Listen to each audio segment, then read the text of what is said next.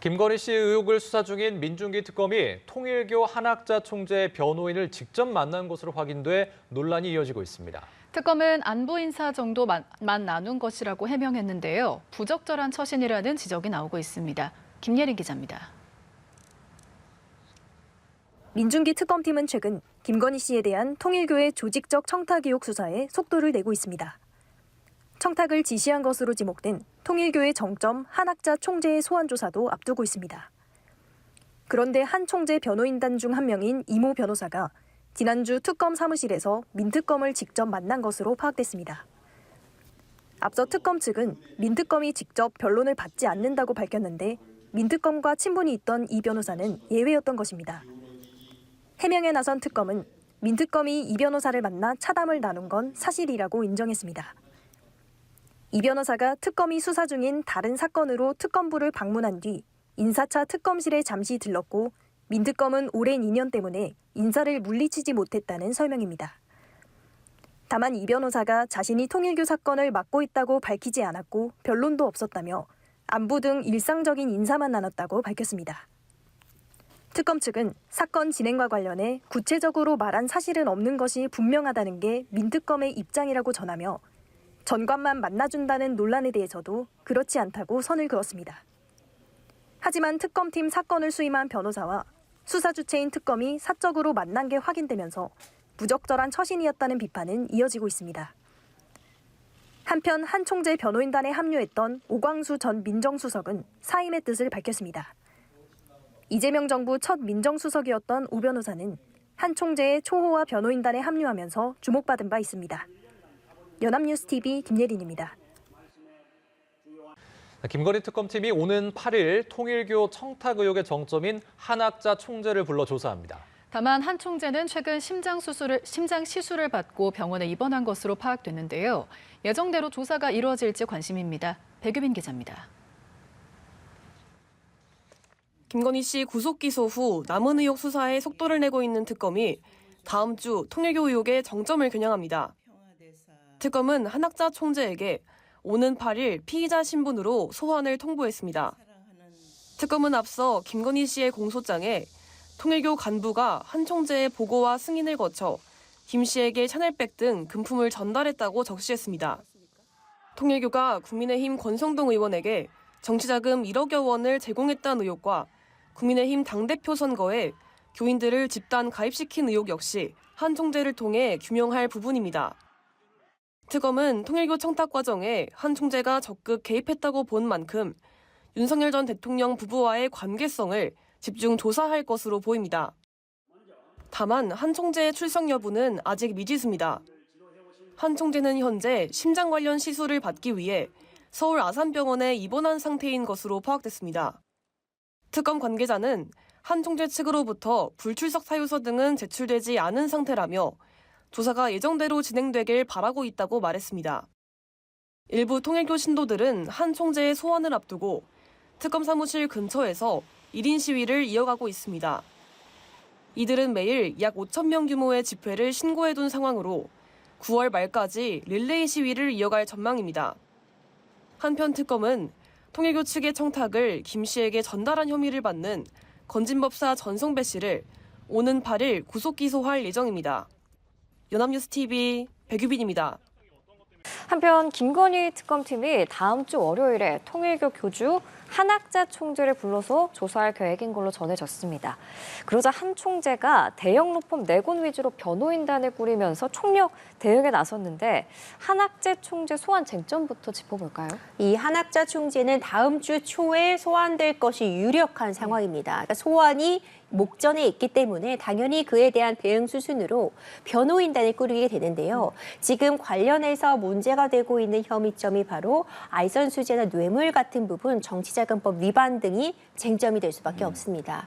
통일교가 결국 김건희 씨에게 어떤 고가의 선물들을 제공함으로써 사실상 당면에 있는 통일교 현안에 관련해서 정부 측의 배려를 받으려 했다, 내지는 전폭적인 지원을 받으려 했다, 이런 부분이 문제가 되는 것인데요.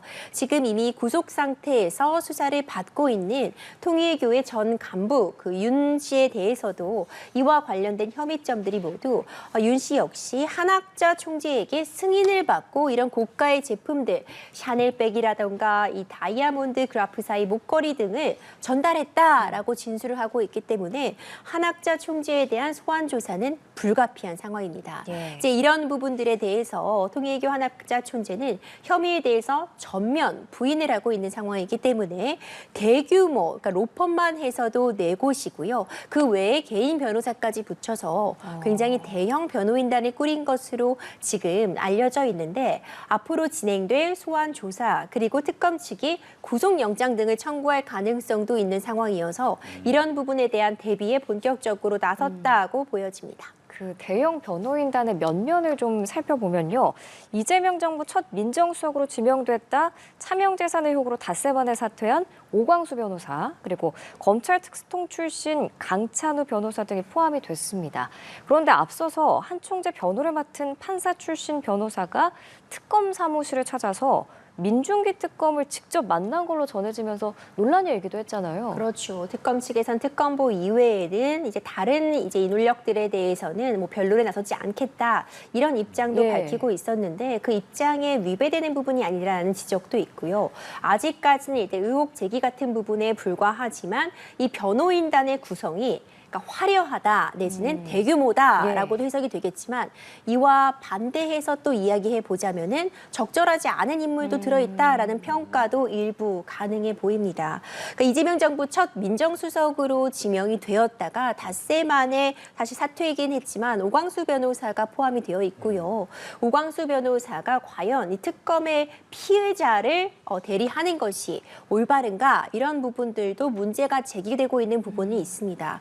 하지만 어떤 변호인단을 구성할지는 사실상 피의자 본인의 방어권 행사 측면에서 발휘할 수 있는 그런 권한이라고 보여지기 때문에 어떤 변호인을 선임한 것 자체로서 법적으로 문제 제기를 할 길은 없어 보이고요.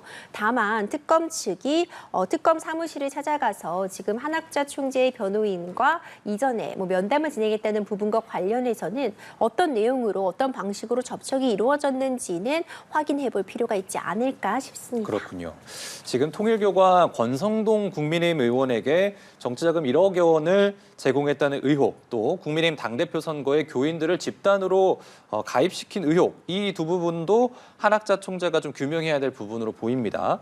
오는 이제 9일에는 국민의힘 권성동 의원에 대한 체포 동의안도 국회에 보고될 예정인데 향후에 권성동 의원에 대한 수사 절차는 좀 어떻게 될 거라 전망하세요? 그렇죠. 통일교 측에서 권성동 의원에게 1억 원의 정치 자금을 주었다. 이런 부분들이 역시도 지금 쟁점이 되고 있는 한 축입니다. 만약 사실로 밝혀진다면 이건 정치자금법 위반에 해당할 수밖에 없고요. 지금 특검 측이 제시하고 있는 물증으로는 이 윤 씨의 수첩에서 발견된 이제 권성동 의원에게 1억 원을 제공했다라는 메모를 지금 강력한 증거로서 제시하고 있습니다. 예. 권성동 의원에 대해서는 지금 구속영장이 청구된 상황입니다. 예. 하지만 현직 의원이기 때문에 회기 중에는 불체포 특권을 가지고 있고 이 불체포 특권이 있기 때문에 국회의 동의를 얻어야지 이후에 강제 구인을 하는 등의 절차가 진행이 될 수 있습니다. 예. 지금 오는 9일에 이제 본회의에서 이 체포 동의안이 상정될 예정이고 사실상 과반수의 출석, 과반수의 동의가 있다면은 구속영장과 관련된 절차들이 진행될 수 있는데 현재 더불어민주당이 과반 이상을 차지하고 있는 상황이라 권성동 의원이 본인이 뭐 불체포 특권을 포기하겠다라는 의사와는 상관없이 사실상 체포 동의안은 이제 처리가 될 확률이 매우 높은 상황이고요. 그렇다면은 이제 구속과 관련해서 구속영장 실질 심사라던가 이후에 다른 이제 구속영장이 청구된 사람들과 마찬가지의 법적 절차가 진행이 되게 됩니다. 그렇군요. 김건희 씨는 자신은 아무것도 아닌 사람이라며 각종 청탁 의혹을 강하게 부인하고 있습니다. 하지만 특검의 조사 결과 김 씨는 국정 운영에 직간접적으로 관여한 것으로 나타났는데요. 김 씨의 공소장에는 통일교와 각종 이익을 주고받는 상황이 구체적으로 적시됐습니다. 이채연 기자입니다. 특검은 17쪽 분량 공소장에 김 씨를 대통령 직무에 해당하는 각종 국정 운영에 직간접적으로 관여한 사람이라 규정했습니다. 그러면서 김 씨를 대상으로 청탁이 이뤄졌던 상황과 그 이유를 구체적으로 적었습니다. 우선 김 씨와 건진법사 전성배 씨가 통일교와 도움을 주고받는 상생관계를 맺어야 한다는 공통된 인식이 있었다고 봤습니다. 윤 전 대통령 당선에 통일교 도움이 매우 컸기 때문입니다. 이에 김 씨는 자신을 대신해 전 씨가 창구 역할을 하며 통일교를 접촉해 이들과 각종 이익을 주고받기로 공모했다고 특검은 적시했습니다. 실제 김 씨는 대선 뒤 윤영호 전 통일교 본부장의 전화에 대선을 도와줘 고맙다, 총재님께 인사드리겠다며 필요한 요청이 있으면 전 씨와 논의해달란 취지로 말했습니다. 이후 통일교 측에 청탁용 금품이 전달되기 시작했습니다.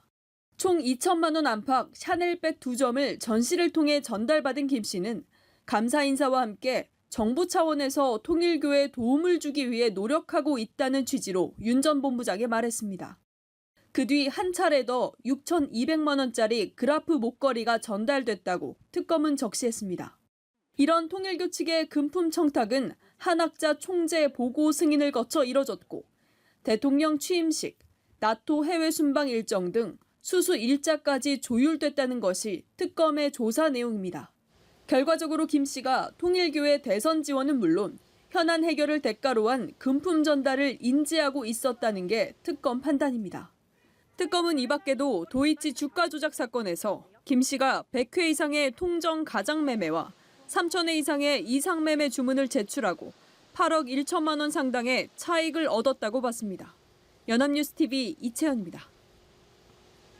통일교 측이 건진법사 청탁 의혹에 연루된 전 세계본부 재정국장 이모 씨를 사기와 업무상 횡령 등의 혐의로 경찰에 고소했다고 밝혔습니다. 통일교는 오늘 입장문을 내고 윤영호 전 세계본부장과 이 전 재정국장이 교회 내부 감시망에서 벗어나 허위 정산을 통해 자금을 가로챈 걸로 의심된다며 이들의 개인적 일탈이라고 주장했습니다. 이 씨는 건진법사를 통해 김건희 씨에게 고가의 목걸이 등과 함께 교단 현안을 청탁한 혐의로 구속 기소된 윤 전 본부장의 배우자입니다.